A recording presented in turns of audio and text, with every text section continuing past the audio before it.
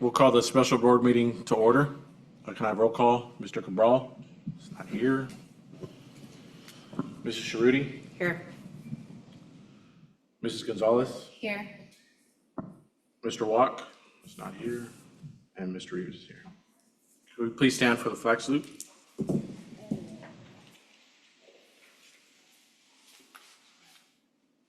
I pledge allegiance to the flag of the United States of America and to the republic for which it stands, one nation, under God, indivisible, with liberty and justice for all.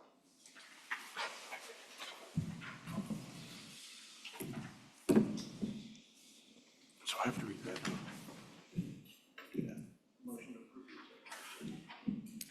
Can I get a motion to approve the agenda? I make a motion.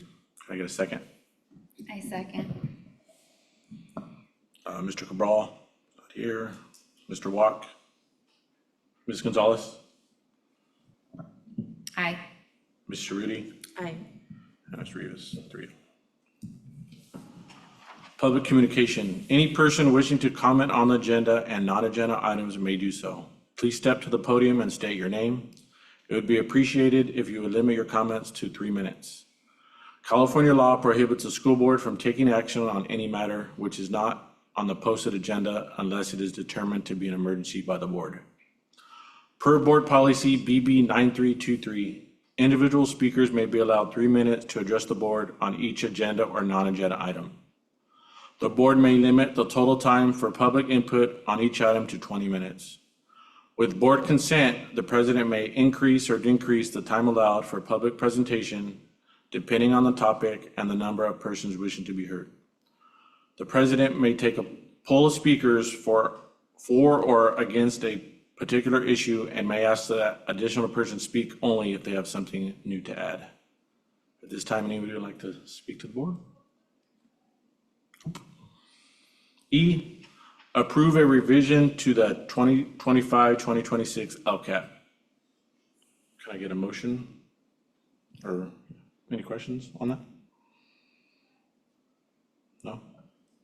I make a motion. I second. Mr. Cabral here. Ms. Sharuti? Aye. Ms. Gonzalez? Aye. Mr. Walk's not here and Mr. Rivers votes aye, 3-0. Accept the Proposition 20 annual report. I make a motion. Thank you. Can I get a second? Oh, Proposition 28, yes. I second. Mr. Cabral here. Ms. Sharuti? Aye. Ms. Gonzalez? Aye. Mr. Walk's not here and Mr. Rivers, 3-0. Approve the bus monitor job description. I do have a question about that, and I had a few questions, but I didn't get to email you this morning like I usually do.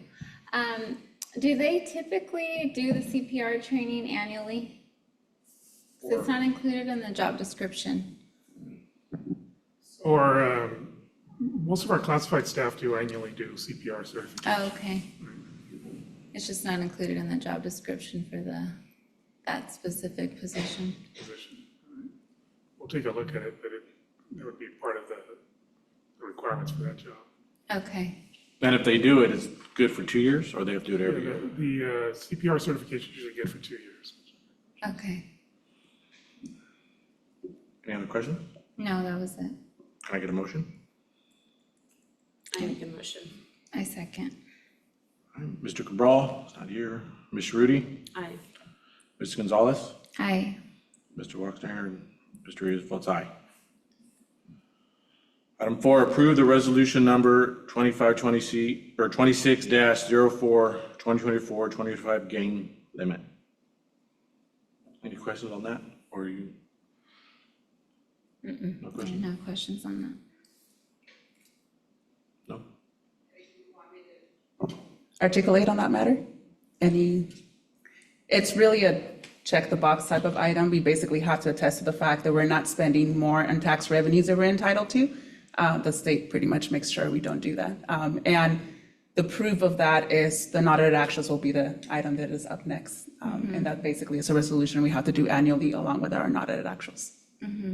Yeah, Justin had kind of explained that last week, so, yeah, thank you. Yeah, there's very few people in the state that can actually explain to you how they came up with that calculation.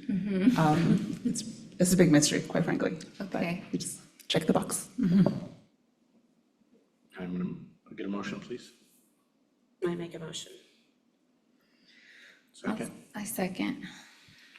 Mr. Cabral's not here. Ms. Rudy? Aye. Ms. Gonzalez? Aye. Mr. Watt isn't here, and Ms. Rivas is here. 3-0. Item 5, approve unaudited actuals. Mrs.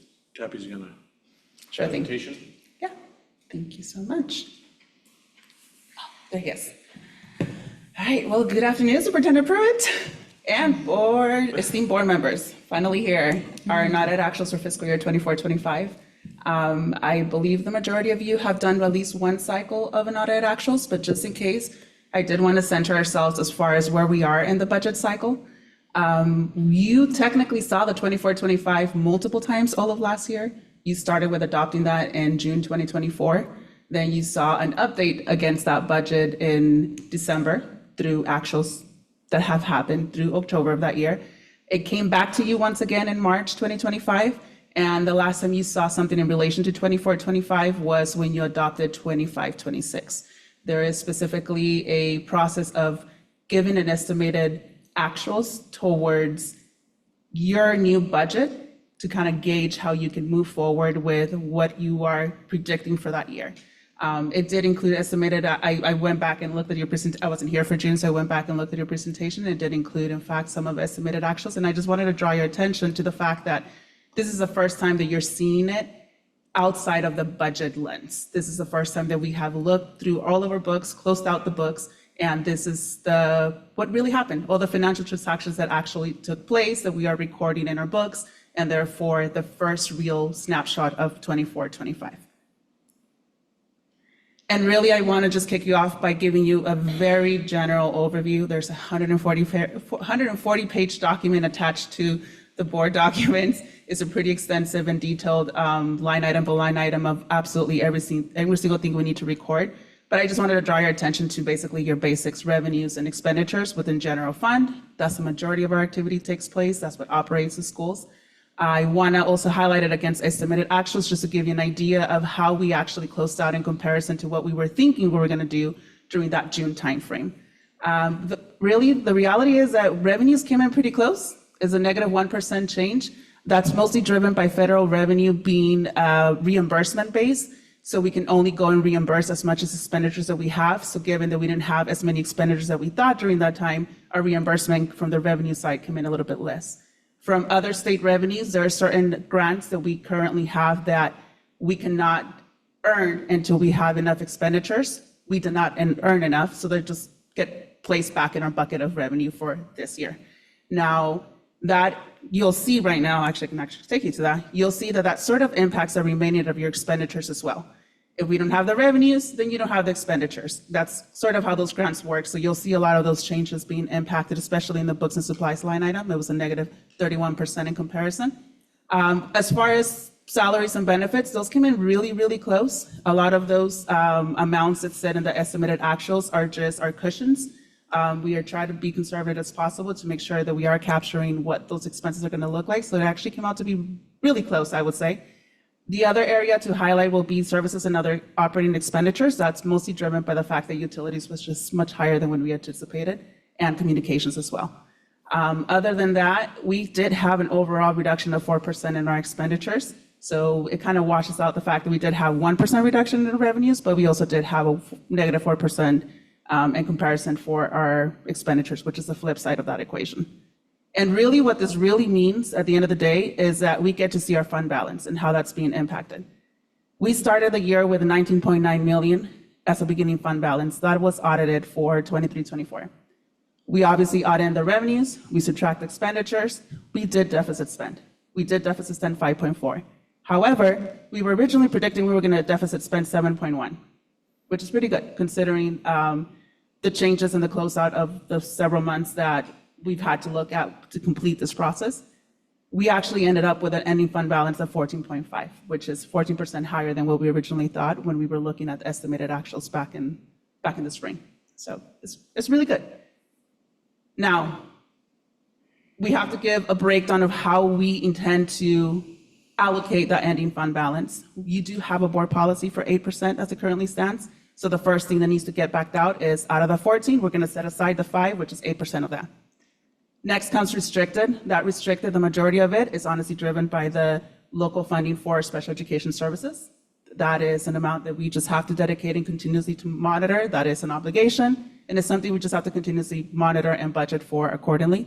Revolving cash is a very small amount. It just happens to be the cash account that we can cut checks for manually if ever anything is missed, rarely used.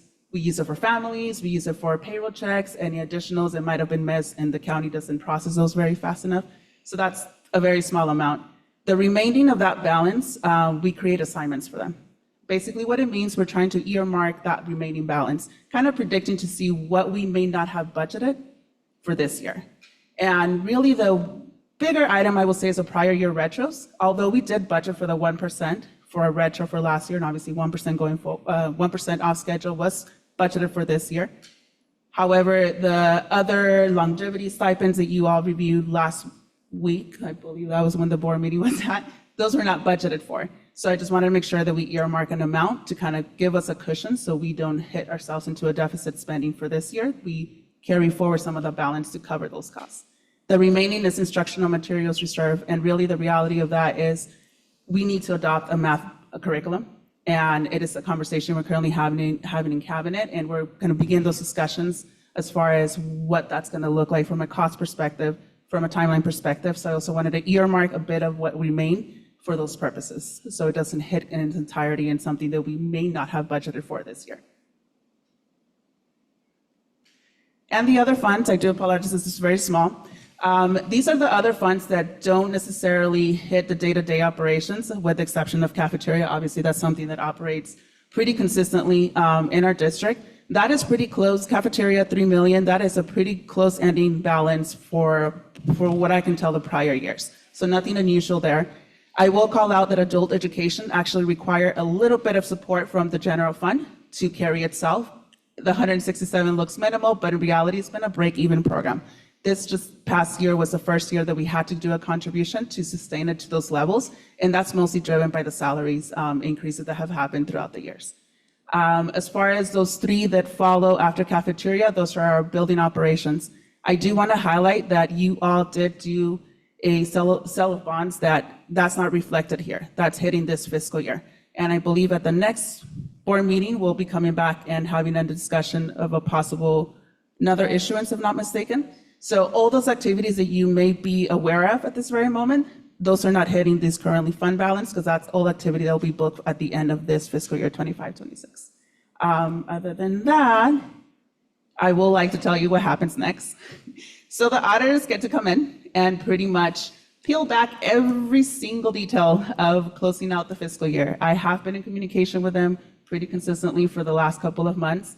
And they are ready to go. They are on the dock. They're going to, in essence, come in and support every assumption that we have made, make any adjustments as necessary. That is their call. We will work with them pretty much from beginning now until, I will say, November, December timeframe, with the goal of bringing you back a financial audit. Your financial audit, that's it. That is what's going to seal your, in an official capacity, the fiscal year 24-25 financials. Any adjustments that may happen there will be reported to you, hopefully by second interim, or even during that that adoption of the financial audit, because you do have to accept it. You can't adopt it. The financial audit, it is what it is kind of type of report, but you do get to review it. I will say that from a localized perspective, we're refocusing now back to fiscal year 25-26. It's kind of weird because we operate in multiple fiscal years. And really, we're starting with the site and program budget updates. We're going to go back and go through every single school site, every single program, and start bringing them current. I do have to say all of this work has meant that I have to step away a lot from the day-to-day, and especially the budget maintenance of a lot of schools, a lot of programs. And I would not have been able to do an audit actuals without being given the time and space to be able to do that. But I do have folks waiting for me to have conversations. The reality is that a budget was presented and provided to them several months ago and what might be happening at this point during the school year, it may be different. So we want to make sure we capture that. And the reason why I'm a special interest to me for me to capture that, during December, I'm going to bring you first interim. That first interim is going to give you the snapshot of 25-26 through October 31st, 2025. It is a real lens, in-depth lens of what is happening at this current year, knowing that we already started the year with 14.5. So that just gives you a perspective of the things that we're going to be looking at in the next couple of months, and hopefully get back to you also with an update of LCFF revenues. Depending on census day, that might look really well. Mr. Pruitt and school principals and everyone really is doing a big effort in trying to collect more average daily attendance, and that will be reflected also during that first interim period. And I know that was very quick and very high level, but let me know if you have any questions. That was great, great Oh, yeah. job. No problem. Let's see, make sure that I didn't miss anything. Nope, I think it's all good. All righty. You guys have any questions? I had some questions, but I think she answered them in her explanation. You can always email them to me. Yeah, yeah. Sometimes I dream about these numbers. I don't know if that's a good thing. Thank you. Can I get a motion to approve the unaudited actuals? I'll make a motion. Oh, Wait a second. I'll second. okay. Mr. Cabral's not here. Ms. Rudy? Aye. Ms. Gonzalez? Aye. Mr. Walk's not here, and Mr. Rivas votes aye. 3-0. They had the same voice.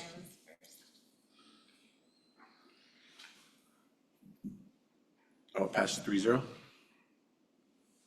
That's it? All right. Meeting is adjourned at 2:20 PM. Thank you.